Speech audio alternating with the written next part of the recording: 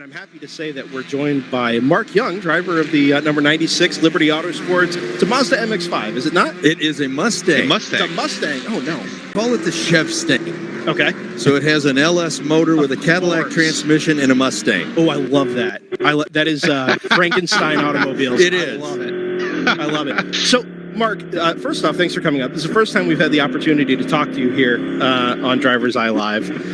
Haven't really crossed paths before, although we've seen the number 96 plenty over the last couple of years. You yourself, we'll start there. Interesting character. I'm told you're a Guinness World Record holder. I am. I hold the Guinness World Record as the oldest professional rookie driver in history. And I took that from Paul Newman. So what was the beginning of your career like? What led into that particular experience? So about 8 years ago, I've always had a lot of exotic cars. Okay. And about 8 years ago, my wife bought me a track day. Oh, yeah. And I took one of my Audi R8s out there and was like, hey, this was kind of fun. Mm-hmm. And then I'm going to do another one next year. And then I realized, well, I really suck at this. I don't know how to drive. So I realized I needed to get some training, so I joined NASA Great Lakes, which has a great training program.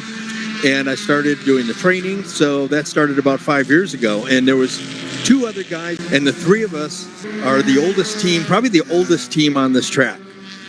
So we are 56, 60, and 67. Keeping up the average. I like it, yeah. On our team. And then we lined up with two young guys. Brandon Wilson and Tyler Chantrace from NASA. Okay. And they've got a company called Full Potential where they teach drivers how to drive. So we kind of joined forces and we moved to USTCC, and then we jumped into the World Racing League. And our motivation is to show people that, no, you don't have to say, I wish I had taken up racing, but I'm too old. I wish I'd have done this, but I'm too old now. If you take care of yourself and you do the things that you need to do to be healthy, you can do anything at almost any age if you want to. Including driving a race car in 90-degree heat and high levels of humidity. It is 147 degrees in our car. I believe that. That's a huge number. And I think we're all kind of in for something of a shock come about 3 or 4 this afternoon. Not you, of course. You're obviously well prepared for this. Oh, no, it'll kill me, too. Okay. Well, better to go this way than doing just about anything else. Oh, no, it's going to kick my butt. There's no question about it. So let's talk about the Mustang for a minute, right? It's a GP2 Ford Mustang, correct? Yes, it's the Chevstang. The Chevstang, right. That's literally in screen in our car right there. Perfect. Thanks for the onboard, Kevin. Appreciate the heck out of that.